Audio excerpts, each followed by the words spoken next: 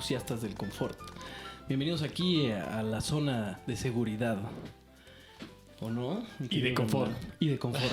Y es una zona y es de confort. Eso, chingada. A huevo. Estamos muy contentos. Estamos el día de hoy, 28 de mayo, grabando aquí, en algún lugar de la Ciudad de México. Queremos recordarles que la Pared de la Gloria sigue en renta. Tenemos a Expresa Music, que pueden revisar en Instagram, SZ Music Shop, la Orquesta Nacional de Jazz de México y I Drink Cool Beer. Yes. Tenemos un nuevo patrocinador, si gustas hacer los honores. La esquina. La esquina. La esquina ha aceptado regalar 2 boletos para el concierto del 13 de junio del ensamble La Canoa. Esto es La Esquina en Morelia 107 en la colonia Roma, allá al lado del Jardín Pushkin. Al final del video se tienen que quedar y vamos a hacer una pregunta de trivia y la primera persona que la responda y que siga también al Instagram de La Esquina y que siga al Instagram de Zona de Confort se va a llevar el boleto. Vamos a rifar uno hoy y vamos a rifar otro en la siguiente emisión del programa. Yes. Recuerden siempre suscribirse y dar like. Es muy importante, comemos de esos likes. Queremos invitar a nuestro invitado especial de esta noche. Estamos muy contentos de tener aquí a su santidad, Jaco González. Amigos, qué piacere. Gracias por venir. Al contrario. Eso. Bienvenido, Jaco. Un placer estar aquí con ustedes. Muchas gracias por venir. No, al contrario, amigos, aquí andamos. Qué piacere. Por cierto, Johnny Terrori en los controles, Yes. Santiago Benítez. Oye, pláticanos, Jaco, para la gente que no te conoce ya. ¿Quién eres? ¿Quién soy? Uy, soy un terrícola. Soy un terrícola. Que mi nombre real es Jaime Oscar González Grau. Y él siempre le dije a mi mamá, ¿por qué me pusiste Jaime? No chingues. Tengo el nombre de chofer. Entonces me dijo, bueno, cabrón, lo compuse con el Yaquito, ¿no? Porque resulta que mi padrino era un francés cubano también. Y se llamaba Jaime Menache. Luego les platico la historia de ahí. Okay. Es una historia de mi padrino. Era un personaje en Cuba. Fue la mano derecha de Batista. Ay, cabrón. Y salió corriendo cuando la revolución y bueno, esa es una historia. Pero era mi padrino, era francés y me pusieron Jacques. De chiquito me decían Jacques mis tíos. O sea, la hermana de mi padrino. Y en casa me decían Yaquito. Se me quedó el Yaquito y pues me caga que me digan Jaime. Eso es. Pero bueno, así me dicen en la escuela, hay mucha gente. Oye, Y en tu bueno, familia hay varios artistas, ¿no? En mi familia, sí, mi papá fue director de cine, escritor, guionista y director de cine de la época dorada del cine. Él se hizo en la XCW, en la XQ como locutor, tenía una voz bien chingona. Él era de Monterrey. ¿Y cómo se llama? Y mi mamá era actriz de cine. Ella estudió con Sequizano en Bellas Artes, con los grandes artistas de esa época, y luego conoció a mi papá y bueno, ya la historia es que se casaron. Okay. Y ¿cómo se llama? Él era director, sí. ¿Y tú, cómo es que te volviste músico, man? Pues porque resulta que, ¿cómo se llama? Mi hermano Rojo me llevaba 4 años mayor, es el hermano mayor, luego seguía Nina, luego yo, luego Luis. Pero Rojo como por ahí de los 13 años... Yo tendría unos 8 años, 12, 13 años. Él pintaba, porque un tío pintaba, un tío español, mi tío Alvarito. Entonces, mi mamá tenía problemas con las manos, algo así, lo llevó con un psicólogo y le dijo, oiga, ¿no le gusta algo de arte? Y empezó a pintar y luego dijo, no, la música. Y entonces dijo, yo quiero una batería y mi mamá le compró con mucho esfuerzo, porque estaban separados mis padres. Una batería en Casa Tiel, que era en las Cibeles, en la glorieta de Cibeles, era una casa de música, okay. Casa Tiel. Y le compró esa batería. Y desde el momento en que entró, pues mi hermano Luis y yo, no mames, súbete, y no nos dejaba. No, hay de ustedes que la toquen porque les rompo la mano. No. Pero nada más se iba, ya se fue, güey, y yo me subía y veía cómo le hacía y empecé a tocar batería de olla porque yo lo veía, ¿no? Entonces, Y luego la flauta, ¿cómo se apareció? ¿Qué? bueno, esa fue la historia de cómo empecé como a los 8 años. Y entonces hice un grupo con unos chavitos. Yo estaba en cuarto, quinto de primaria. Con otro amigo de 10, yo tenía 8, el otro 10 y el otro 11. Hicimos un grupo y tocábamos pura onda de, haz de cuenta, de La Crema, de La Casa del Sol Naciente, lo de esa época de finales de los 60s, ¿no? Y mi hermano tenía un grupo también. Entonces en las fiestas donde ellos tocábamos nosotros, llamábamos más la atención porque estábamos muy chavitos. Entonces por ahí como después de unos 3 años, mi hermano conoce a Fernando Barranco porque eran de la México, Eddie Schwartz, Fernando Barranco, Luis Jimeno, o sea, mucha flota de ahí conocían a la flota del Liceo Franco Mexicano. Yo estudiaba francés ahí en el liceo, ¿En de el hecho, liceo? por mis tíos. Por eso estudiábamos francés, ¿no? Sí, fue el tío Y Francis. entonces, bueno, Franco conoce a cubano. Barranco, hacen un grupo y Barranco tocaba batería y mi hermano se pasa al bajo y yo heredo la batería y me sentía Dios, imagínate. A los 10, 12 años heredé la batería y yo era baterista. Y me dice el Barranco, oye, ¿por qué no te metes al concert? Entonces le dije, bueno, me metí al conservatorio, pues yo traía la greña hasta acá, éramos super hippies, ¿no? Y entonces en esa época te gritaban puto en la calle y bueno, era un pedo tener la greña. Entonces entré al conservatorio y estaba con un maestro, un gran maestro, Carlos Luyando, de percusiones, que era el mero de la Sinfónica. Y Fernando estudiaba ahí, pero él me pasaba las clases de oreja y yo de oreja pues me sacaba 10. Pero dejé de ir a solfeo porque el güey que hizo la teoría de la música, Francisco Moncada García, que debe estar en el infierno, el hijo de su puta madre, me corrió por la greña. Me dice, si no te cortas el pelo te sales de mi clase. Y digo, no, pues, no, ¿por qué me lo voy a cortar? Pues te vas, pues me voy. Y me fui. Entonces seguí yendo a percusiones y de olla, hasta que me dijo el maestro, si no vas a solfeo no vas a poder entrar aquí. Le digo, pero me saqué 9, maestro. Sí, pero... De pura oreja, ¿no? Entonces me salí. Y no estudié nada y no aprendí nada. Órale. Puta, Entonces no mames. pasó el tiempo. Es una historia muy larga, no los quiero aburrir, pero Sí, no pasa es el aburrido tiempo en absoluto. y de repente a mi hermano le prestan un saxofón que resulta que la historia de ese sax era del papá de Eddie Schwartz, güey. Y Barranco se lo pidió a Eddie Schwartz porque sabían que en el closet tenían un saxofón. Entonces ese saxofón llega a casa de Barranco porque se lo pidieron a Eddie Schwartz, que era cuate de Barranco porque estudiaba en la México.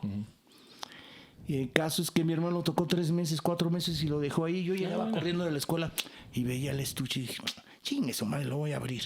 Y un día lo abrí y puta, me hace cosquillas esto, ¿cómo será? Puta, algún día llegaré a tocar tantas llaves. Pero pues puse un disco, güey, de Buddy Miles. Joe Tech se llamaba el pinche.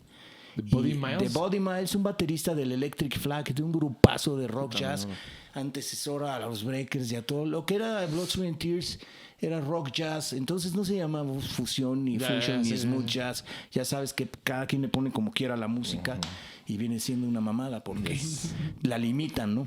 Luego hablamos de eso. Ahorita pasamos Pero a esto. realmente era rock jazz y estaba en la onda medio rhythm and blues bueno, el caso es que yo pongo ese disco, empiezo a sacar sonidos y puta, inflaba los cachetes y voy a Vercam y me compro una Ver Larsen abiertísima, güey, 120 o 110 y ¿Una le pongo- boquilla? Sí, una boquilla y le pongo una caña del 3 y puta, me costaba un huevo tocar y siempre me ha costado un huevo.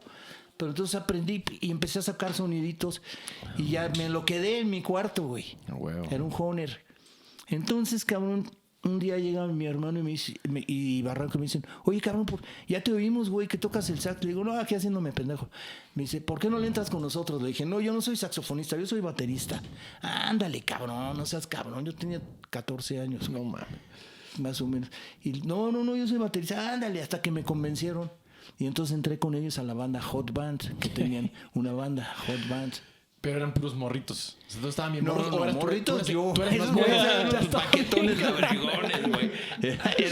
Era la generación de mi carnal, que eran puros labregones. Yo era la mascota, güey. Yo haz de cuenta que era. Pues yo, aparte, güey, yo siempre fui flaquito, ¿no? Desde chiquito.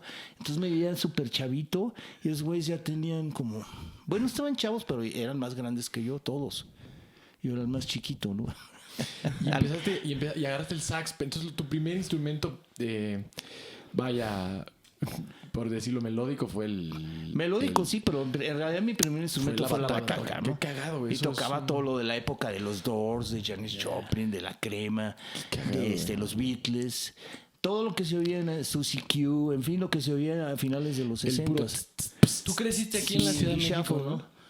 Sí, aquí en la Ciudad de México. Por lo de Casa exactamente. Bergkamp y todo ese rollo. ¿En qué colonia? En Polanco. Ok. En Polanco, queda pegado a Mariano Escobedo, ¿no? Una parte súper rica. Éramos como clase media, ¿no? Realmente. Sí. Ya digo, no vivíamos en Jauja, mis padres estaban separados. Y sí costaba trabajo, mi mamá trabajaba y todo. De hecho, yo empecé a trabajar y la ayudaba, ¿no? Claro, por eso... Mi padre me pagaba la escuela y la renta, ¿no? Que fue una gran ayuda. Por eso estábamos en una tan buena escuela, ¿no? Sí. Y vivíamos en Polanco. Pero realmente mi mamá nos decía, ustedes no son ricos, cabrones. Y pues sí le teníamos que chingar, ¿no? A huevo. De hecho. Qué chingón, güey. Oye, ¿y cómo fue lo de la flauta entonces? Entonces, bueno, lo de la flauta fue porque, mira, pasaron muchas aventuras con Hot Band. Realmente, ahí empecé a tocar y tocábamos pura música de James Brown y de Otis Redding. Se nos quedaban viendo como marcianos, porque nadie tocaba eso. Otis Redding nunca fue tan famoso. Fue un cabrón que se murió también a los 27 años y un musicazo, un cantante increíble de soul, el King of Soul se podría decir, ¿no? Entonces esa raíz fue muy importante para mí. El Sopas entró, el Sopas llegó de la sierra vestido de San Juan Bautista, era mi mejor amigo, un saxofonista increíble que existió aquí, Octavio Espinosa Armijo. Él y yo empezamos juntos a tocar. Él bajó de la sierra y entró con Hot Band y entonces éramos el Sopas, yo y el John tocaba la trompeta. Y Sopas y yo tocamos años juntos y era un tipo que era musical, tenía un tono de sax, tenía un corazón y no sabíamos nota. O sea, a mí me decías do, yo tocaba do de piano. No, este es do, para mí que do, que la chingada, ese es do. Y toqué muchos años de oreja. Entonces, saliendo de primaria, le dije a mi mamá, ¿sabes qué? Yo era baterista. Le dije, ya estuvo. Entonces, ya sé qué voy a ser músico. Y ya la chingada a la escuela me dice, no, hombre, qué padre, cabrón. Me dice, pues no, cabrón, termina la secundaria, la prepa y luego lo que quieras. Y ya me fui bien emputado a mi cuarto. Entonces, terminé la secundaria, pero pasaron varios procesos y varias cosas. Acabamos con Hot Band y el Sopas y yo nos fuimos con los Teen Tops un año. Y luego nos fuimos con otra banda que se llama Iguana. Y con Iguana empezamos a tocar a mediados de los 70s en la zona rosa, cuando era rosa. No era de todos colores.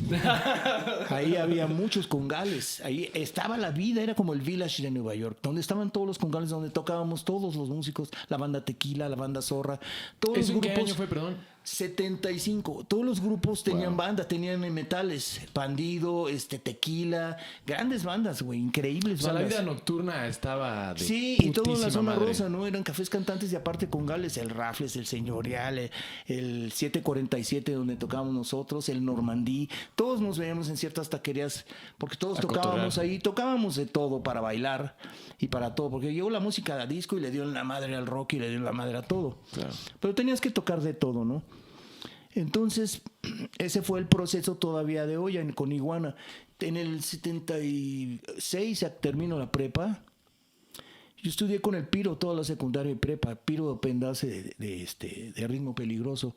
Es mi super brotherzazo. El caso es que voy al concert y les digo, quiero estudiar. No, cabrón, tú ya estás muy huevón. Le digo, pues tengo 20 años. 26, tenía 19 años.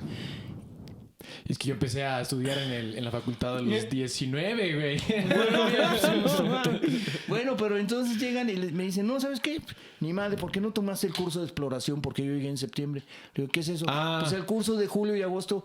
Para prepararte para entrar. Me dice, sí, pero pues yo que Ya pues, te venías tienes que tocando, meter. ¿no? Entonces entré a solfeo con Juan José Vera, que era un maestro increíble, pero muy, muy estricto. Y entonces les digo, quiero estudiar sax. No, aquí no es saxofón, no. Ese es un instrumento híbrido y no es de la No, orquesta. además no había maestros de saxofón No, seguramente pero en me esa mandaron época, ¿no? completo directo ¿Clásico? a la chingada que no era un instrumento de la orquesta. Sí, no es que no es. Güey. Bueno, Pues según ellos. Es que hubo una época Hay en dos, donde 3 piezas, ¿no? es un Pero- instrumento espurio. Y justo te quería preguntar, porque Pues sí. incluso el jazz, que bueno, vamos para allá en algún momento en la conversación, pero era una cosa considerada de mal gusto y en la escuela no se podía Sí, hacer, ¿no? súper conservadores. Entonces, te Sí, tienes ¿no? que inscribir a algo. Pero para esto yo, instrumento de por ahí verdad. de los 70s, güey, fuimos a Puerto Ángel. Pues éramos hippies. ¿Dónde Y está Puerto Ángel? En Cipolite, ahí en Ah, Oaxaca. ajá. Cuando no había nada más que 2 cabañas de 15 pesos al mes. Yeah. Y el total No que mames. un amigo mío, el Quino, traía una flauta, güey. Y nos dijo a mi hermano Luis y a mí, mira, pruébenle con una botella de chela, órale, y empezamos a... Y entonces le sacamos sonido y agarramos la flauta y empecé. Entonces yo tenía una flautita, güey, y yo me sabía buré de Jethro Tull. Yeah. Yo era fan de Jethro Tull y de todos mis amigos de la secundaria y prepa eran rockeros, yo era más de la música negra, ¿no? Pero en fin, aprendí mucho. El caso es que yo, bueno, a flauta, güey, pues ya que... Y ya me metí al solfeo y me dijo el maestro, si no, a la primera te corro, güey, vas a estar de oyente. Y entonces a la primera pues salí mal. Me dice, a la segunda ya sí te corro. Y a la segunda me saqué 10 y a la tercera 10 y le huevo. callé el hocico. Te la peló. Porque entonces me clavé en la flauta y el maestro de flauta, llegué primero y me dice, ¿y tú qué haces aquí? Le dije, pues quiero estudiar. Y dice, no, ya conmigo no. Y me mandó a la goma Gildardo Mojica. Puta Un madre. flautista increíble. Entonces ya llegué con ¿cómo se llamaba? Rubén Islas. Y me dijo, cómprate el Altez y vienes. Me compré el Altez, leí la primera lección, vi la segunda, la tercera. Y llegué, muy bien, adiós. Y no me decía nada. O sea, llegabas con las... Sí. Llegabas Y de ahí- puta madre con los Y estudios, ahí, y güey. fíjate qué casualidad, ahí conocí a Remy. El otro día toqué con él, ¿no? Es mi super brother del alma. Ahí en primero de flauta conocí a Remy. Que Y él llegó, está haciendo flauta también. sí, llegó con Ah, no flauta mames, y no sé. llegó con su flauta y tenía colgado un jade de triangulito. Y me acuerdo que le dijo el maestro, ¿y esa madre qué es? Pues un jade, maestro. Mi Remy. Entonces ahí fue que empecé a estudiar flauta y me clavé tanto, porque ya no iba a la escuela, que estudiaba 6 horas diarias porque no, tenía que estudiar. Mi mamá me dijo, mira, si vas a ser músico, tienes que estudiar y vas a ser un músico, cabrón, no quiero aquí. huevo. Entonces, y yo siempre fui clavado, fui bastante dedicado. Entonces me dediqué mucho y aprendí, avancé muy rápido porque pues me comía las lecciones por ansia de... Sí, sí, sí. Y por estudiar metódicamente 50 minutos notas largas, 50 minutos escalas, 50 minutos estudios, 50 minutos patrones de jazz, 50 minutos. Entonces la sexta hora era poner un disco y tocar. Yeah. Pero me costó mucha tenacidad, porque aparte yo trabajaba tocando sax y un día el maestro me dijo, si no dejas el sax nunca vas a ser un gran flautista. Y le dije, pues ¿qué cree? Ya se chingó la cosa porque yo ayudo a mi mamá trabajando desde que tengo 13 años. Ah, bueno. Oye, Es la historia. antes era un poco la chamba de músico, pues por la percepción que yo he tenido y pues, lo que me ha contado la gente, mi jefe y la chingada. Antes había más chamba, ¿no? Era una cosa que se hacía más y era más habitual. Prácticamente. Sí, bueno, sí, de hecho sí, mira, en realidad todos los lugares tocábamos de martes a domingo. Se tocaba todos los días, en todos los hoteles había música viva porque, aunque no lo crean, Venus Rey imponía la música viva a fuerzas y no les armaba un mitote y estaba muy bien conectado y todos los lugares tenían música viva. ¿Quién Era es Venus- de Venus Rey? obligación. ¿Venus Rey es el del sindicato? Sí, entonces él obligaba a todos los lugares que tuvieran música en vivo. Entonces todos los hoteles tenían música en vivo. En la zona rosa todos los congales tenían música en vivo. O sea, había mucha música en vivo porque él imponía que hubiera música en vivo. ya, Y se puta, no tocaba mames. de martes a sábado. O sea, era normal. Sí, 3 sí, sí. turnos. Mi jefe me decía que diarios. trabajaba igual, sí, martes a sábado, martes Sí, a... eso no mames, duró güey. muchos años. Sí, güey. ¿Él estuvo antes o después de Chilo ¿Qué? en el sindicato? ¿Cómo? ¿Venus? Ajá. No. Venus Rey fue, haz de cuenta, fue el Fidel Castro del sindicato, güey. Estuvo 30 años, fue Porfirio Díaz del sindicato, pero él hizo mucho por los músicos. Puta, Les qué dio bueno. casas en Chimalco, en diferentes lugares, en la CTM. O sea, en realidad buscaba trabajo, desplazamiento. Los extranjeros tenían que pagar desplazamiento. Si llevabas un Sintestat, tienes que pagar desplazamiento. Estás desplazando un músico. O Yeah. sea, en eso había mucho orden, había mucha autoridad, el sindicato tenía muchísimo más autoridad que ahorita. ¿Y qué pasó Entonces, que dejó de haber eso? O sea, bueno, ya ese bueno, güey te voy a que- decir por qué también, porque políticamente esos cabrones estaban con el PRI, ahora lo manejaba el PRI. Entonces Fidel Velázquez y Venus Rey eran como güeyes conectados que tenían muchas palancas y manejaban todo el pedo. Por eso, o sea, ¿entiendes? El nivel de poder que tenían. Claro. Y la CTM pesaba mucho más que la CROC aquí en México. Claro. Esa es la historia. Esa chingada. Y después ya se acabó. Ok. Bueno, Después llegó el CD. ¿Cuál es tu experiencia DJ, ¿no? actual laboral, güey? O sea, ¿cómo... ay, ¿Qué tal la vives? ay. Pues como todos, struggling, vato.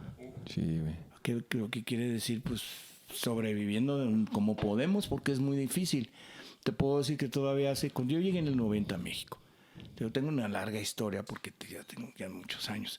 Pero Porque te fuiste a Nueva York, ¿no? Sí, me fui a Nueva York y luego me fui a Cancún. Y en esa época había mucho trabajo. En Cancún, ahorita, esos 200 kilómetros de la Riviera, había playas vírgenes increíbles.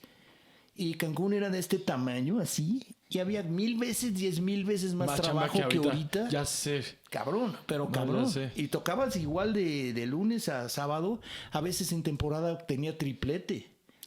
Sí, O no, sea, está cabrón. Era impresionante. A mí me tocó Cancún antes de la De veras. pandemia, antes del sargazo Fíjate, y la y pandemia ya y todo todavía- eso. y fíjate. Y no, o sea, la cantidad de hoteles y la cantidad de cosas que hay y no había chamba, man. O sea, no era que mi papá no lo invitara porque yo vivía con mi papá allá. ahora- No era eso, era simple a todo mundo, no había chamba, nadie No, tenía hueso, güey. Aparte, ¿sabes qué? Eran grupos grandes. Te digo, bueno, en la época de los 70 eran bandas con metales. Sí, y Pero- lo de ahorita es tú con tu bocina y Güey, tu del instrumento, güey. 95 al 90, yo trabajé mucho en Cancún. Toqué primero reggae porque los de la Croc no me querían. Con mi primo Lalo de Splash, que le mando saludos, lo quiero, lo amo ese cabrón. Nos decimos primos porque nuestras madres fueron grandes amigas de toda la vida. Y con él conocí el reggae y me enamoré del reggae cuando llegué a Cancún. Tocábamos en un lugar que se llamaba Brujos, que era un lugarcito bien chiquito donde caíamos todos los meseros y todos los músicos y toda la gente. Un lugar muy chiquito. Cancún era muy pequeño, estaba bien chingón. Y ¿cómo se llama? Y toqué reggae. Después entré con los Bonifaz a tocar al Misión. Bonifaz. Pablo Bonifaz, Freddy Bonifaz y Pepín Bonifaz, unos músicos increíbles de Vallarta. Buenísimos, era el mejor grupo de Cancún. Yeah. Entonces ahí tocábamos de todo. Y luego en la playa tocabas de todo también. Entonces también te sirve muchísimo tocar de todo, porque tocas de todo. Sí. Nada de que ya yo nomás toco esto. Pues si quieres comer, güey, aquí es todo terreno o mueres. Y pues había mucho trabajo. Entonces en la noche tocábamos de 6 a 6:45, de 7 en el Misión. Luego nos íbamos corriendo en un coche, güey, con el sax armado al otro hotel. 45 minutos. Luego regresábamos al otro hotel y a tocar al otro No, hotel. mames. O sea, de 6 a 12 alternábamos dos hoteles. El doblete, ¿no? Sí, y a veces teníamos jale de 1 a 4 en la playa. Entonces te curtes muy cabrón, porque en muchos tocábamos jazz. Luego entramos al Hyatt y el gerente era poca madre, quería puro jazz. Entonces, O sea, luego que eres jazzista, entonces. no, soy payasista. Naciste payasista. Luego llegó la propia salsa de San Miguel de Allende con Salomón, Irving Flores, bien chiquito, de 22 años, Órale. Gary Flores, Órale. el negro de Mazatlán que se murió. Bueno, una banda padre tenían de salsa y Irving Flores hacía los arreglos. Entonces, bueno, esa temporada en Cancún aprendí mucho y toqué muchas cosas, pero había mucho trabajo, íbamos a lo del ¿Dirías que trabajo. había más chamba que en Nueva York? Claro, 1000 veces. Nueva York no había chamba. No En mames. Nueva York es una aventura. Sobrevivir en Nueva York es complicado. A base de hot dogs, ¿no? Sí. Bueno, tienes que aplicar para plomero, para mesero, Sí. para Te tocó personalmente. todo, sí, para todo lo que puedas, porque es muy difícil sobrevivir, ¿no? Te vas conectando con el tiempo y entonces tocaba yo en la calle, me iba bien, con un armoniquista, William Gallison, que tocaba impresionante. Toqué también salsa y cumbia con unos cuates latinos en un barrio bien culero por allá por Jamaica, en Long Island. Toqué, un día me dijeron, ¿tocas el bajo? Le digo, pues claro. Y yo no tocaba bajo. Pero dije, pues, entonces el Pancho tenía un bajo, güey, un Precision. ¿Qué Pancho? Porque... Pancho Loyo, Panchito Loyo. Loyo. Fuimos un mes en Nueva York, porque es una historia larga también con Pancho. El caso es que él tocaba el piano, estudiábamos el real book. Y cuando le tocaba a él, yo agarraba el bajo, y cuando me tocaba a mí dejaba el bajo y aprendí un poco walking, pero no me sé. Yo pues, y aparte soy zurdo, güey. No le cambié las cuerdas al bajo. Lo traías al revés. Yo toco el bajo al revés. Órale, qué cagado. Pero pues me aventé y pues sí, las nachas. Horrible, ya no me volvieron a llamar. Nomás me aventé un hueso, güey, de bajita. Tocábamos salsa. Qué chistoso. Me aventé y me salieron ampollas horrible, No, fue horrible, pues sí, güey.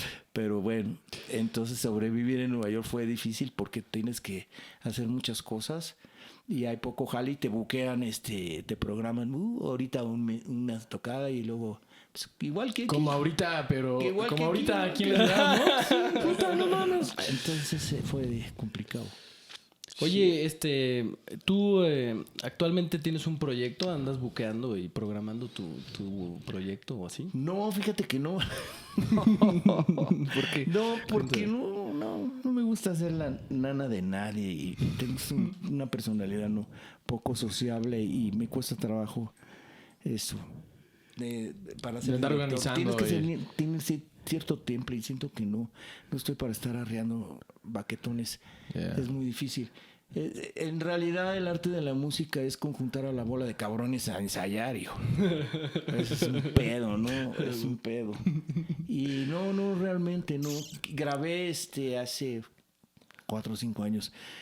Oí el proyecto de Dave Samuels con Paquito de Rivera porque me encontré un Play Alone de Jamie Eversole bien padre.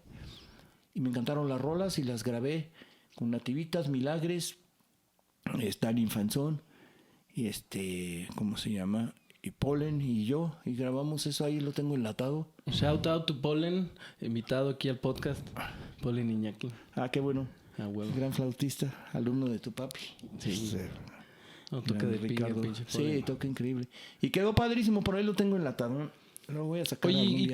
cómo entonces haces? O sea, a ti te llaman para chambear más bien, ¿no? Y vas a la chamba que alguien más organiza. ¿O cómo vives esa onda? Sí, Me interesa.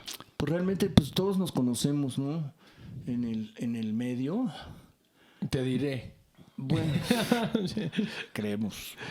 Pero sí, pues así, y de repente Porque te luego invitan. de pronto como saxofonista, como es una voz lead, de pronto es complicado pues, que te llamen, ¿no? Porque es diferente a los bajistas y bateristas que pues, en todo cuarteto de jazz, por ejemplo, o en general en cualquier banda va a hacer falta un bajista y un baterista. Entonces siempre es una personalidad a la que le llaman, ¿no? Pero como lead normalmente pues, o te las ingenias o te invitan a lo mejor a tocar alguna big band o algo así, pero es más complicado, ¿no? Pues sí, realmente, pero como somos cuates todos, pues de repente te echas la mano, te apoyas o te hablan, oye, puedes grabar esto o puedes venir a esta tocada o no, de repente sí es complicado estar en varios grupos a la vez, pero pues es más por la amistad, ¿no?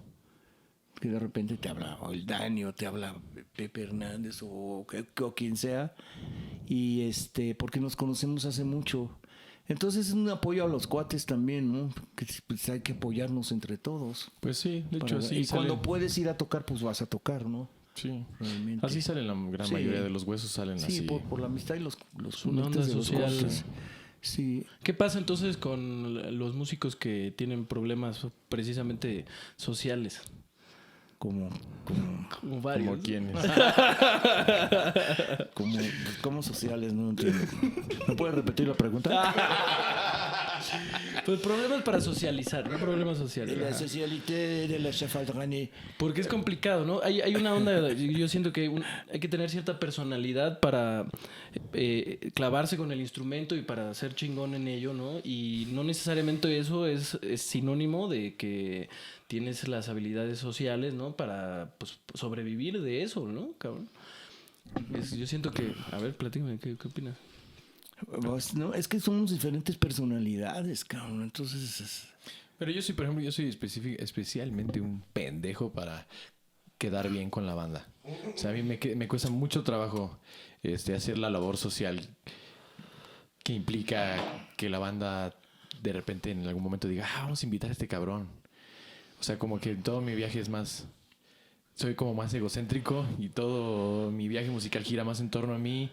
Y luego sí me ando quejando ahí con mi morra, ¿no? Diciéndole, ¿por qué nadie me invita a tocar, no? Porque luego también otro día estaban aquí en el podcast, ¿no? Diciendo, no, es que a los contrabajistas, puta, nunca les falta chamba. Y yo digo, no mames, a mí nadie me invita a tocar. Pero yo siento que sí tiene que ver mucho con esta cuestión de cotorrear con la banda, ir con los lugares y estar presente y hacerle saber a la gente que estás disponible para tocar y que tocas lo que sea. Y como que yo no puedo, güey. Yo sé, o sea, yo tampoco, yo no puedo. Es muy difícil para mí o sea, haber venido aquí sí ha sido toda una hazaña porque no...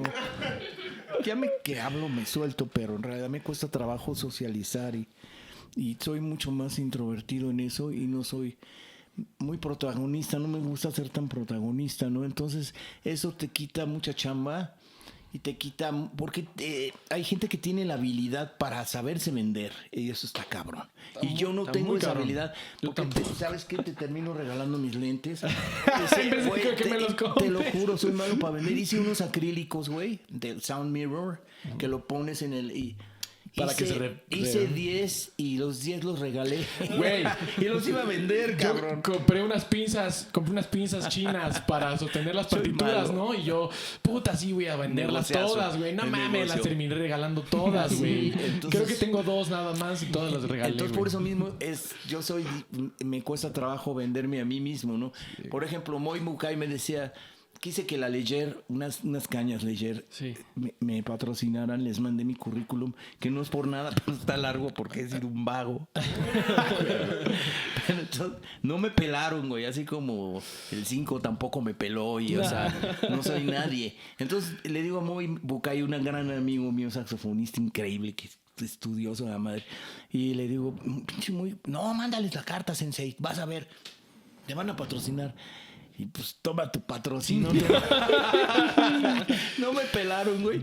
Y entonces ya le dije, ¿qué pasó, güey? No, sensei, es que no somos nada.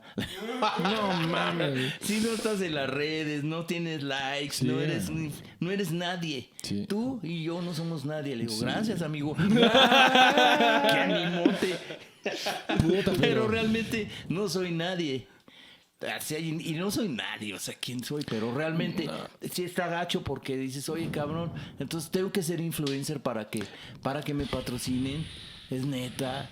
No, me queda claro. Hay un pinche fotógrafo pendejo de esos que están fotografiando a toda la banda jazzista y así en todos los bares y así, que un día, que se vuelve loco y un día publicó que le quería dejar claro a todos los músicos que para él, toda esa gente que no tiene fotos en su Instagram, eso no vale nada como músicos y que son, le decía, basura visual. Son basura visual para mí y toda esa gente las voy a dejar de seguir y las voy a bloquear y ellos no son dignos de mi trabajo como fotógrafo, porque yo como fotógrafo soy el que los posiciona y que permite que los vean. No, una onda así de la verga, pero va de la mano de toda esta nueva idea de lo que tiene que ser un músico para que tenga valor. Sí, o sea, y ya está clarísimo, o sea, en todos los ámbitos de la música ya se está dejando claro que si no te pones a hacer videos de ti tocando y diciendo, bien. Son modas, como, también está bien. Son modas, güey, pero está cabrón, pero no pasa nada. Entonces ya el valor del músico, el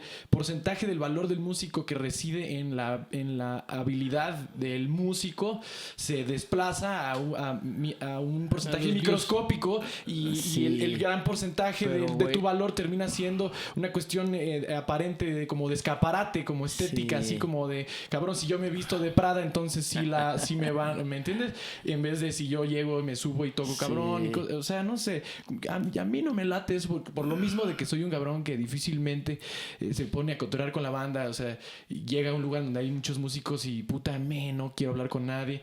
Me caga o saber que tengo que posicionarme y hacer mi escaparate en las redes sociales para que la gente... Pero así se maneja eso, ¿no? Entonces, hay otros problema, ¿no? Hay estos dos caminos, que es lo que tú estás diciendo, ¿no? Tú no necesitas estar subiendo fotos para tener chamba. No, lo que pasa es que no es mi personalidad, porque pues, mucha gente sí lo hace y sí les funciona y está bien, porque también está padre que haya esa gente que se promociona y porque tienen ese ángel, güey, y ese don de la publicidad también es un poco el ego, ¿no? creo que todo en el mundo está basado mucho en el ego y todos quieren ser personalistas. Entonces está bien, está válido, pero es la personalidad de cada quien. Yo soy más introvertido, por eso también, pues ¿cómo te vas a vender si eres tan introvertido? Tienes que salir y publicarte y que te vean y miren, amigos. Me dice este cuate, grábate, cabrón, si no te grabas no se caiga. Le dije, hijo, pues yo no me sé grabar, yo estoy grabando pero no estoy grabando para presumir, estoy grabando porque son experimentos musicales míos de mejoramiento personal. No estoy pensando en la gente, a mí la gente no es que me valga madre.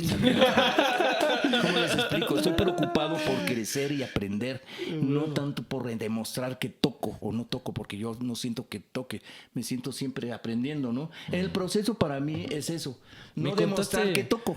Una vez ese pedo. que llegaste con tu mujer así de, oh, por fin, hoy sí. Sí, bueno, es que es lo que te decía, que uno es que muy crítico de sí mismo y yo no siento que nunca haya tocado bien más que 2 veces en mi vida. Entonces un día llegué de Papabeto y despierto a mi mujer y le digo, Tere, hoy toqué cabrón. Y se voltea y me dice, no mames, güey. No mames, estás borracho. Siempre tocas bien. Le digo, no, Tere, veme, estoy llorando. Hoy toqué cabrón. Hoy me subí en una alfombra voladora y era como Aladino y volé. Y tenía las patas en la tierra. Y te juro que no estaba tan pedo. Yo estaba llorando. Y a mí eso solo me han pasado 2 veces en la vida. Wow. Esa sensación de que tocaste bien, que no lo puedes creer, porque a veces tocas y ves un destello y tienes que escarbarle para ver qué fue, ¿no? Para que te guste lo que hiciste. Pero esa vez sí volé. Yeah. Oye, vamos a tomar un ligero descanso. Van Muy a bien. tener que ver una fotografía de uno de nuestros sponsors por unos momentos y volvemos.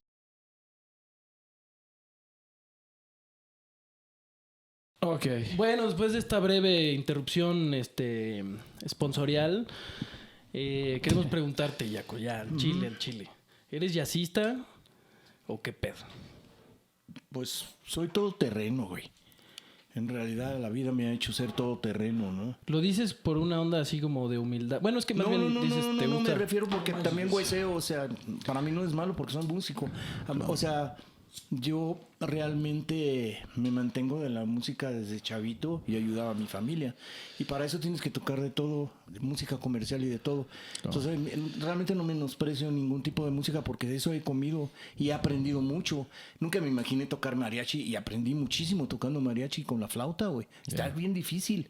O sea, de todo lo que me digas he aprendido. La salsa, aprendí mucho. Del reggae, aprendí mucho. O sea, cada etapa de mi vida ha sido un proceso de aprendizaje y siento que aprendo mucho y me gusta tocar de todo, no menosprecio ningún tipo. Sí toco jazz, sí soy jazzista, claro. Me encanta el jazz, pero también me encanta me gusta la música de mariachi, también me gusta hasta Michael la banda Jackson. me gusta, güey. El reggaetón sin las letras me gusta, el ritmo viene de África, cabrón. Los ritmos son chingones. Como ritmo y como producciones, perdón, a los que opinen, me gusta Kenny G. Yo he admirado mucho a Kenny G con Jeff Lorber Fusion, fue uno de mis maestros. O sea, no menosprecio a nadie porque toque smooth jazz, que es fusion y es lo que tocaba Corea y todo el mundo en los 70s. No hay por qué satanizar ningún tipo de música. Es mi concepto, yo respeto a los que no les guste, no hay pedo, pero también hay que entender una cosa, la región. Mi papá cantaba polcas y mi mamá sones jarochos. Mi mamá era de Alvarado, Veracruz. O sea, las raíces de los mexicanos, puta, ya los quisiera cualquier cabrón de cualquier parte del mundo. Porque yo aprendí, o sea, yo oía de chiquito a los tríos, oía a Ray Charles, oía a Chubby Checker, oía a Big Bands, oía a Glenn Miller, oía jazz, oía boleros. En la calle, en los restaurantes había boleros, había mariachi. O sea, la riqueza musical que tenemos, ya la quisieran para un día de fiestas muchos. Te lo juro, güey. Charlie Hayes le hacía así. Es un ritmo brasileño. Me decía, ¿cómo le haces? Pues así, nunca podía. Porque ellos nada más tocan lo que tocan. Y cabrón. Sí. Pero yo tengo que ser multifacético para comer. Yo tengo una familia y tengo que sobrevivir. Yes. Y realmente del puro jazz no podría. Respeto a los que lo hacen, ¿no? Oye, pero ¿qué es el jazz en tu perspectiva? ¿Qué dirías que es el jazz? el jazz, pues es que es lo que es. Es un estilo de... que tenemos muy cerca de nosotros desde chavitos. Te digo que desde chavo ya realmente escucho jazz y eso es una corriente que tenemos muy cercana por la cercanía con Estados Unidos, así como el rock y todo lo que nos vino en la época hippie, pero pues ¿qué te puedo decir? No sé exactamente qué sea, pero es un estilo. Porque tiene una onda que hay muchos géneros en ese estilo, ¿no? Tal bebop, hard bop, Sí. smooth jazz, cool jazz, fusión, city pop, güey, y cosas pues así. empezaron a transformar con el paso del tiempo, le empezaron a modificar los términos, como te diría del fusion, pues a finales de los 60 se llamaba rock jazz. Ya le pusieron el güey de WFM, le puso Jazz Crusader, por los Crusaders. Luego smooth jazz. O sea, le fueron cambiando. Los mismos jazzistas jazz no les gustaba la palabra, decían eso. Claro. O sea, también criticaban eso. A los salseros decían salsa. ¿Cuál salsa? Entonces ha habido muchas críticas y cada quien tiene sus puntos de vista. Y en eso podríamos discrepar muchísimo, ¿verdad? Claro. En la terminología. En realidad son variaciones de un ritmo quizás. Y a veces es como el rock. Dicen que es rock y están tocando Latin rock. Y no es rock. ¿A qué le llamas rock? Entonces podríamos diferir mucho en que para ti que es rock y para mí que es rock. Por Sí, eso sí, es un el término problema de la ambiguo. terminología, ¿verdad? Hay una teoría que dice que fue por las tiendas de discos que tenían que separar la música y ponerle una etiqueta, ¿no? Y decir, Sí, sí, esto sí, se claro. llama tal, y esto es tal, y esto es la cubeta de la música tal, y tal, y tal. Que se claro. empezó también una como obsesión acerca de la palabra y cómo esa palabra define Sí. lo que tienes tú a qué Y hacer, la ¿no? limita, ¿no? No, Porque yo estaba pensando en eso. Por ejemplo, yo conocía el bebop y el cool jazz. Cuando me dijeron hard bop, dije, pues, ¿qué es eso? Yo nunca había oído que el hard bop. Resulta que son los que vinieron después del cool jazz. Pero decía, pues, ¿quién se le ocurrió decir hard bop? Y ahora no, que el hard bop y que esto y que el otro. Dice, ay, cabrón. Sí, para mí, y bueno, y me imagino que también para otras personas, no soy la única persona que piensa estas cosas, me imagino. Que justo hablando de pues estos lugares que se dedicaban a vender música, el categorizar y encajonar la música en géneros y en nombres, pues no sé, como en una canastita, te permite vender un producto y como aterrizarlo, como una Sí, onda lo que mercadotécnica, güey. Sí, esa es una onda para vender la música.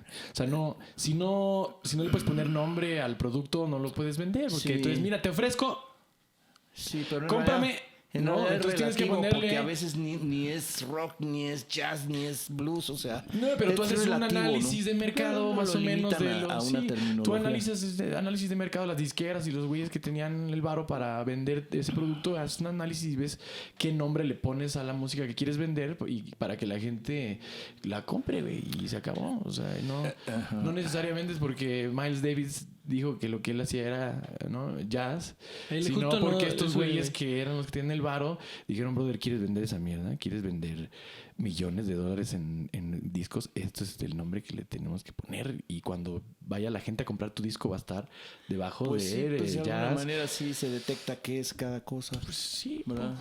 pues sí. ¿A ti no te Se tocó vuelve un alguna vez que producto. te hicieron el feo por ser jazzista? Que hubo una época en la que justo ese término era un pedo, ¿no? Pues no realmente, porque el medio ha sido tan chico para el jazz, siempre fue un embudo, ¿no? Entonces, no. Te discriminan por ser músico a veces, nada más. Te dicen, puedo agarrar de ahí, no, eso es para la gente. Dices, cabrón. Sí, Ok, sí. soy extraterrestre. Tengo un amigo turista que de repente así un día llegó, estábamos cotorreando y ahí en la casa de un compita. Y de repente a las 3 de la mañana llegó ese güey, cliling, cliling, cliling, cliling, qué chingados, no sé qué. Y llegó ese güey del hueso, ¿no? Con la tuba y una mochila y cliling, cliling. Y de repente así, ¿qué pasó, güey? Nada, pues, puta, que nada más puras bebidas, que comida no, porque es para los invitados. Y pues bueno, ¿quieres una bebida? Órale, sí, le traían un vaso. Y bueno, cuando abrió, traía 16 vasos cuberos que se había chingado de la fiesta, ¿no? El cabrón. No. Tuvieron vasos. Sí, digo, bueno, cabrón, no me van a dar de comer, pero sí me van a dar vasos. Órale. Le traían la cuba y lo metía en su mochila, el vaso vacío. No, mano, llegó con la pinche vajilla entera. Bueno, pero le dieron cubas, güey, al menos. No, pues sí.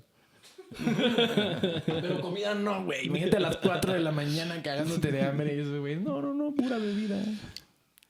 Oye, yo lo decía esta onda de como de una especie de discriminación hacia el jazz, porque hace rato me platicabas de Telles, y yo sé que ellos tuvieron un pedo, ¿no? En la facultad de música y que tuvieron que escapar y la chingada. A ver, ¿sabes algo? Pues no sé de qué tuvieron que escapar, pero siempre fue difícil, fue un trabajo muy arduo de Telles poder, insistir, ¿no? En que hubiera clases de jazz, porque pues, ya veo que en el conservatorio eran súper cerradísimos. Todas las escuelas fueron cerradas, fue toda una hazaña realmente, ¿no? Esa primera generación de Telles, Samperio, Fernando Barranco, fue en esa época. Barranco pudo haber sido uno de los maestros de ahí, de la primera generación de Telles, el Apache, todos esos cuates, ¿no? Que empezaron con Telles. ¿En la primera generación de ahí de la superior? De la superior, sí. O sea, empezaron en la facultad de música y se tuvieron... Bueno, en la Escuela Nacional. Yo lo que sé es que los Y corrieron. se tuvieron que ir a buscar a ver dónde. Superior. Órale, güey. ¿Cómo Ese le hizo para Limba, abrir esa sí. escuela? ¿Tú sabes? ¿Tú no sabes? No sé, realmente te voy a decir por qué. Porque fue en el proceso que yo me fui. Ya. Yo me fui realmente de México cuando tenía en quinto de flauta. Me hicieron hacer solfeo 5 años por faltas, porque yo tenía 10 de promedio y me aburrieron y el maestro no me quería por tocar el sax. Entonces me sentí muy discriminado contra El instrumento más que otra cosa. por el instrumento y por el tipo que cuando supo que tocaba jazz me decía, estás jazzeando las... O sea, estoy jazzeando, o sea, maestro. Pero el güey tenía un pinche pedo contra el jazz. O sea que sí fuiste discriminado por Pues sí, ahora que venimos en cuenta, sí, por el maestro, ¿no? Entonces me dijo, no, aparte que no vas a ser un gran flautista, estás jazzeando. Digo, pero estaba aprendiendo apenas, estaba haciendo mis pininos, ¿no? Y mi papá me contó igual O sea, en las sinfónicas, en las realmente- orquestas sinfónicas, si te agarraban tocando algo de jazz así en los camerinos antes de un Prohibido, ¿no? concierto, güey, no, pues te mandaban a ver. ¿Telles estudiaba ahí contigo? Por cierto, Telles, por favor, maestro, si quiere venir, invitadísimo también. Panchito. ¿Él estudiaba contigo en el concert? No, porque Telles es una generación más grande que sí, yo. mira. No, él estuvo en el concert 10 años antes que yo. No, eso es otra generación. No, yo realmente, como te voy a decir, a Fernando Barranco, como lo conocí cuando yo empecé a tocar, que yo empecé a tocar con Hot Band, a Barranco lo conocí desde yo muy chavito. Entonces Barranco, después del concert, se metió a la Nacional y después empezó a tocar jazz. Y entonces yo llegaba con él y oía y decía, no mames, parecen perros y gatos, güey, peleándose. Yo no le entendía, ¿no? Y él empezó a tocar con Pancho Mondragón y con Jopalón, mediados de los 70s. Y se fueron a Europa a presentar una combi y se anduvieron en el rol. Y Mondragón estaba bien loco, fue un guitarrista muy bueno, muy cabrón, pero muy loco. Pero tenía sus rolas y yo había estudiado con Schomberg en Alemania y no sé qué, que la chingada. Y era un poco subversivo y atacante y un personaje, ¿no? Pero entonces, cuando yo me meto al concert, empiezo a leer por primera vez. Y entonces llegaba a casa del Manix, le decíamos Manix por sus manitas al Barranco. Y entonces el güey ponía el real book y me decía, a ver, tócale, ahora improvísale. Bueno, yo apenas empezaba. Entonces, ¿cómo se llama? Un día me habla. Yo tocaba música disco y de todo. Después de Iguana con la Central de Música.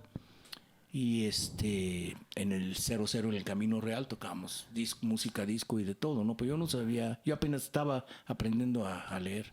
Y él me empezó a meter, un día me habló y me dijo, oye, estamos aquí en Nueva Orleans, batería y piano, ¿por qué no te vienes?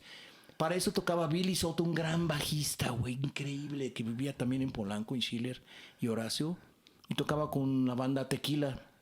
Era un güey que tocaba de oreja el bajo, poca man, tenía un sentido. Y entonces llegaba con los discos de Pastorius, los primeros discos de Pastorius, y pues todos fue la revolución, ¿no? Bajística. Sí, no mames. Entonces, Tu tocayo, el Yaco, ¿no? Me dice, vente al Nuevo Orleans. Le dije, no, güey, no mames, yo no toco jazz, güey. Que sí, güey, que vente. Y entonces tocaban de martes a sábado. Y entonces conocí a Panchito Telles. Me dice, quédate, ¿no? Digo, de plano, bueno, pues órale. Iba todos los días, me pagaban creo que 20 pesos en esa época. Pero estaba padre porque pues todos los días tocábamos estándares. Estaba el Billy, estaba Barranco, estaba Telles y estaba yo. Y luego entró Luisito Rivera, el trombonista de la banda Bandido. Y así fue que empecé con el El mundo jazz. del Con jazz. el jazz. El Oye, ahorita jazz. hablaste de Pastorius, de tu tocayo. ¿Cómo estuvo esa experiencia? Porque tú, o sea, grabaste con él y todo el pedo, no mames. Sí, bueno, después, ¿qué te diré? Estuve tocando con Telles como 1 o 2 años. Luego con Olivia Revueltas en el Chatos, con el Tigre y Valadez. Y entonces, y luego con Zanate hicimos una banda de fusión.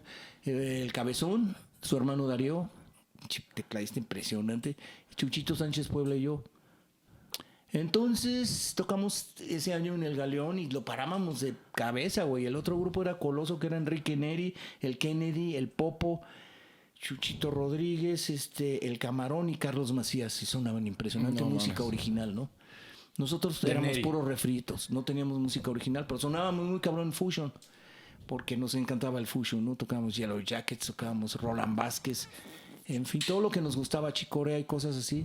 Y todos los domingos se abría el jazz. Fue el primer lugar realmente cabrón de jazz después de Nueva Orleans, que explotó en el 82. Cabrón, todos los domingos se ponía cabrón. Pero entonces nuestra tirada era irnos de México. Y nos fuimos ese fin de año, nos fuimos a Cancún por Alex McCloskey, cabrón, poca madre, que anduvo con Luis Miguel después de representante o algo así. Pero McCloskey nos llevó a Cancún un fin de año increíble a una discoteca, a inaugurar una disco, güey, que se llamaba Tábanos en el Sheraton. Era el último hotel de la playa, no había nada en Cancún, era muy chico. Entonces habíamos quedado de juntar una lana e irnos a Los Ángeles. No, pues llegamos ahí solteros a la mejor güey, discoteca de Cancún. No, se Pues era gastaron la fiesta todo lo que total ganaban. todos los días, chingón. Y entonces no le ahorró nada y yo dije, ¿sabes qué? Estaba Barranco en Nueva York y me dice, güey, vente allá, acá hay un chingo de jale. Y ahí va tu pendejo. ¿Cuál jale, cabrón? Pero estuvo chingón porque él me llevó a Nueva York. Estuve 3 meses ahí con su chava y su chava ya como que no le caía muy bien. Entonces me dijo, está Panchito Loyo, el pianista del director de Luis Miguel de todos los años y hermano de Víctor Loyo.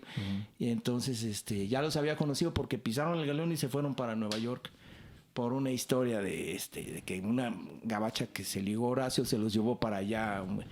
Bueno, el caso es que... ¿Cuál era la pregunta?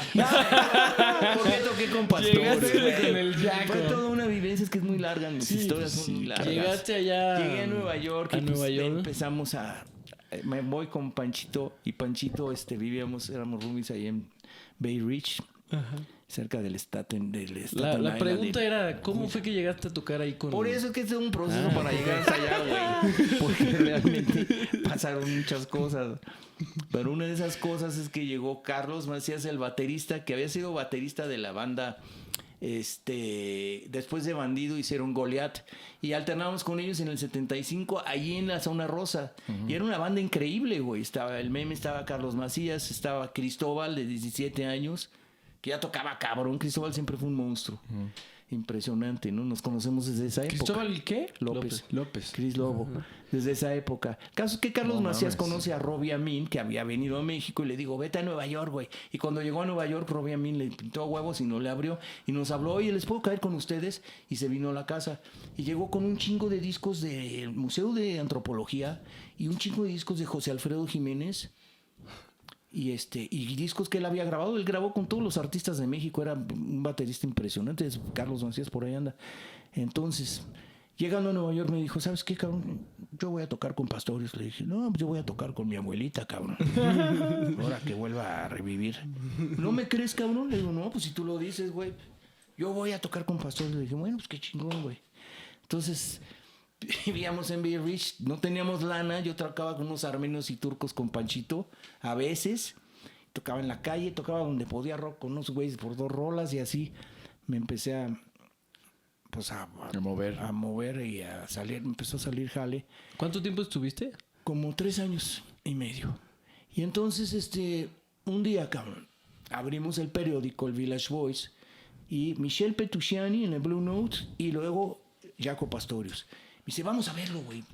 Dile que quiero tocar con él. No Digo, mames, el setlist del entonces ahí vamos al concierto. Blue Note, güey, a ver a Michel Petrucciani y está Petrucciani tocando y de repente baja del camerino un cabrón acelerado. Haz de cuenta Diego Maroto, ¿no? Así acelerado, güey. ¿Qué pasó, mía? ¿Por qué la chica?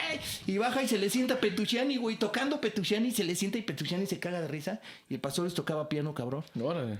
Pero se le sentó en pleno show, o sea, le valió mal. Y el Petrucciani cagado de risa, se baja, güey, se mete a la cocina y veo que lo saca el chef. Dice, yo soy el mejor bajista del mundo. Sí, pero aquí es mi cocina, cabrón, a la chingada.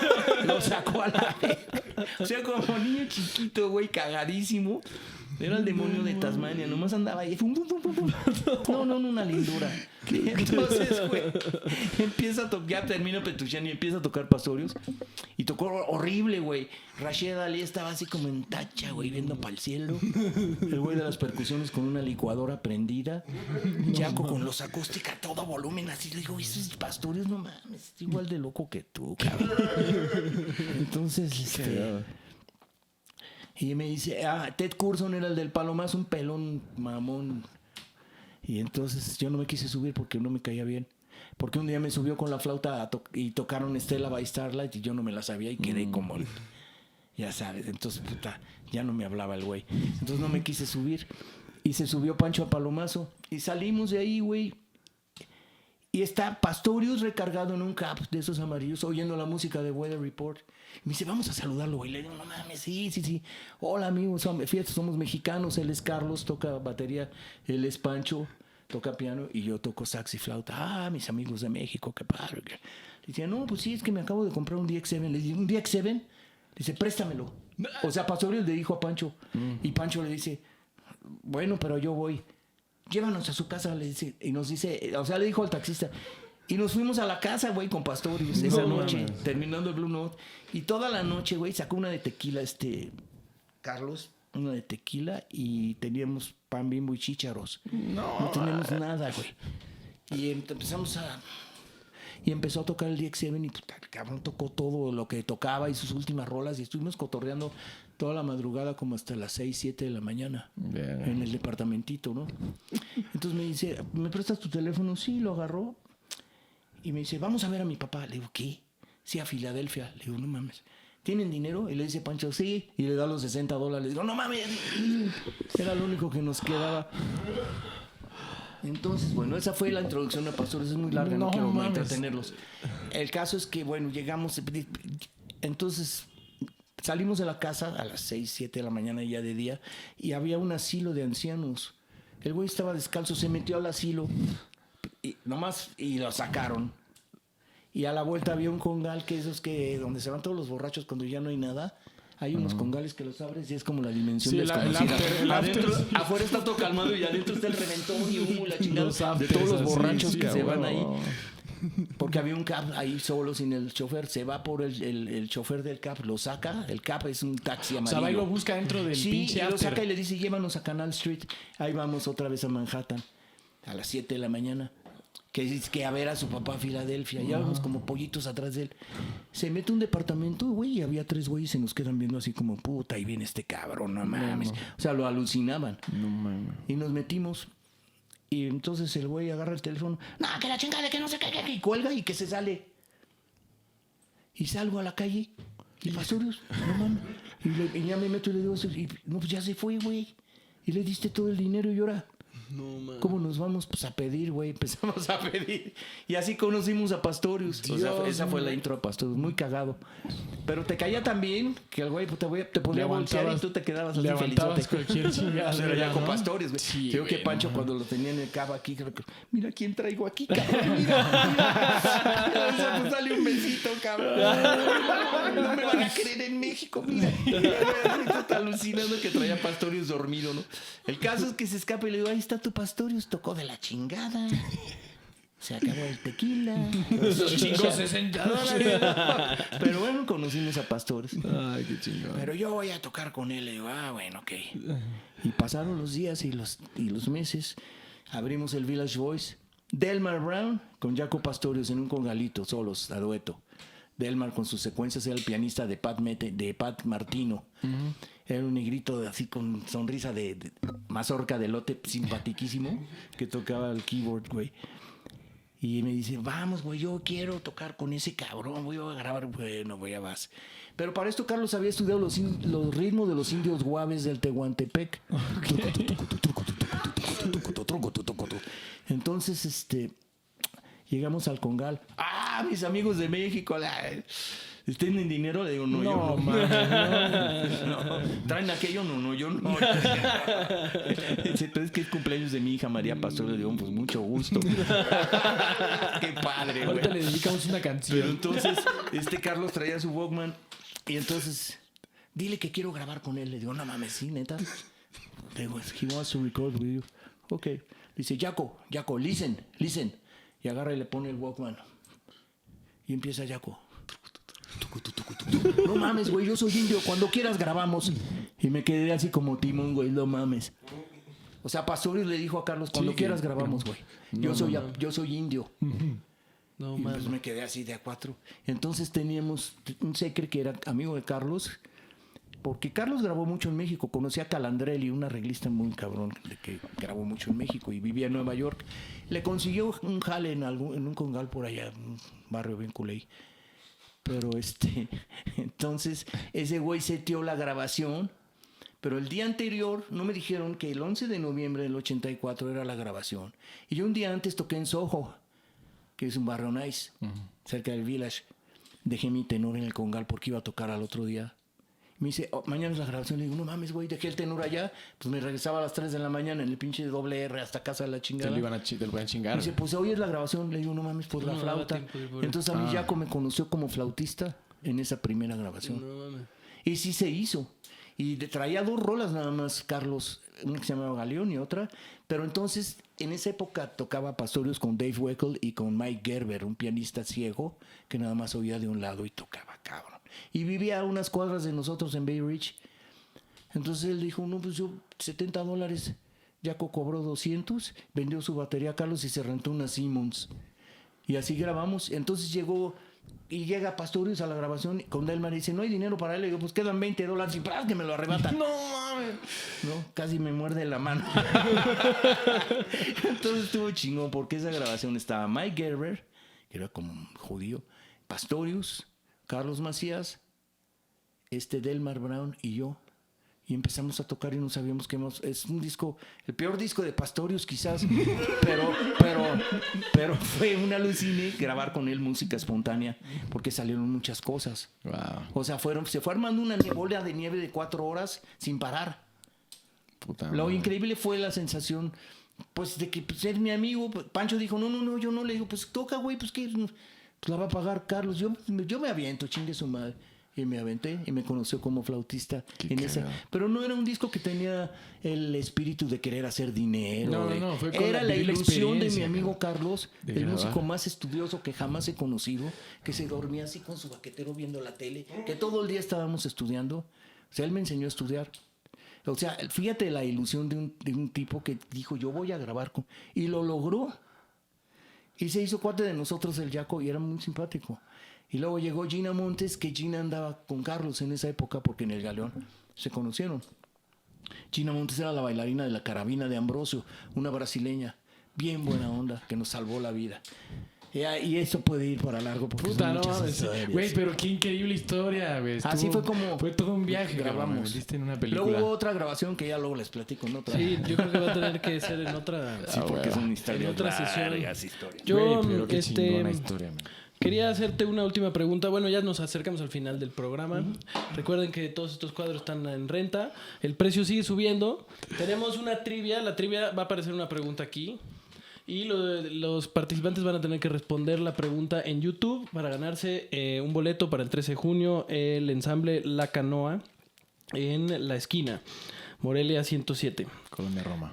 Sí, Colonia Roma. Oye, yo te quiero preguntar, de los lugares que ya no existen en México, que fueron lugares que dieron espacio al jazz, no específicamente jazz, pero pues todo lo que se le acerque, que ya no existen, ¿qué recuerdas o qué lugares te parecieron importantes? En realidad todos. todos fueron parte de mi vida muy impresionante. Cuando yo estaba en Cancún veía un programa por la tele que se llamaba Eco, de Alfonso Teja, un cuate que sabía mucho de música. Y pasaban su programa a las 4 de la mañana, yo creo que lo veíamos mi mamá no, nada más 2, 3 amigos y yo. Pero ahí salía Antropolio, salían todos los que estaban tocando aquí. Entonces yo decía, yo tengo que estar en México, ¿no? Ya me sentía muy estancado en Cancún.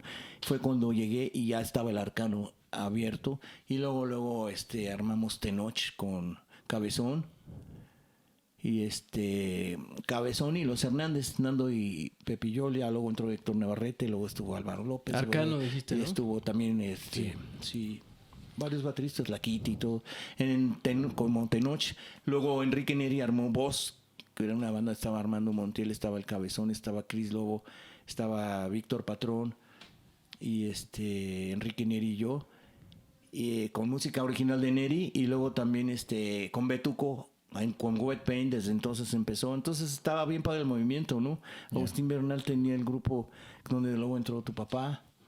O sea, estaba padre el Arcano, nomás que pues como siempre a veces no había gente, ¿no? Como siempre se ha batallado con el problema del jazz, el público y la publicidad del jazz. No entonces mames, era un problema porque no siempre estaba lleno, ¿no?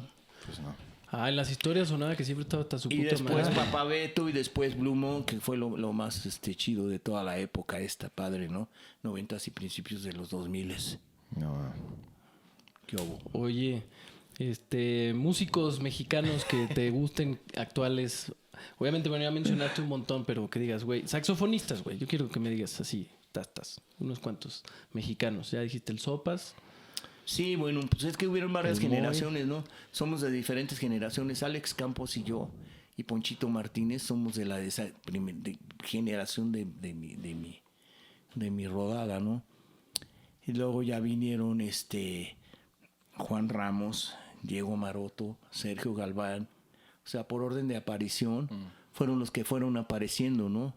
Claro que siempre admiré a los rucos eran increíbles y siempre me cobijaron mucho, ¿no? Todos, el Kennedy y el Popo fueron mis ídolos toda la vida, son los mejores saxofonistas de México. Y sobre todo que yo les digo los de veras, porque esos cabrones grababan de arriba abajo sin equivocarse y leían impresionante. No había San Pro Tools ni San Copy Paste. Era de arriba abajo y a la primera y brother, agárrate. Kenneth, ¿cómo se llamaba? Musicototes, ¿no? Kennedy. El Kennedy, Armando Noriega, el Kennedy. ¿Y el Popo qué? Músico de allá de Puerto Peñasco. Y Rodolfo, el Popo Sánchez. Mira. O sea, de los músicos más notables que había, los saxofonistas más notables, ¿no? Ya después viene Diego, Sergio, que son más o menos contemporáneos, claro. ¿no? Camada. Sí. Y ya viene toda una camada de buenísimos, ¿no? Digo, Franco, el Otis, no, pues es que hay muchos, ¿no? Sí. Oye, muchísimos. Pues bueno, no sé si quieras hacer alguna otra pregunta. Me alargué mucho, pero es que son historias. Estuvo increíble. De verdad, Vamos a tenerte de vuelta, esperemos pronto. Sí, para seguir hablando de estas cosas que están súper interesantes. No manches. Yo tengo miedo de haber quedado toda la conversación. Todo el podcast. Cuéntame más. Se puede uno explayar y son muchas aventuras por paso de la vida. Sí, chico. Pero gracias. Oye, pues por la invitación. gracias. Es un placer, ya saben. venir, Me costó trabajo por el tráfico y porque no me sacan de mi baticueva en la tarde. Bueno, qué chingón. Porque, güey, sí, pero no, que es un gusto, es un placer. Los conozco desde que son espermatozáuros. Pues vino a ser cabrón. Los quiero mucho. Igualmente. Y gracias por la invitación. Es un placer y qué buena onda. Eso, pues Johnny Terrori en los controles, Santiago Benítez, Diego Benítez, su santidad Jaco González. Suscríbanse al canal, den like y todas esas cosas. Espero no se hayan dormido,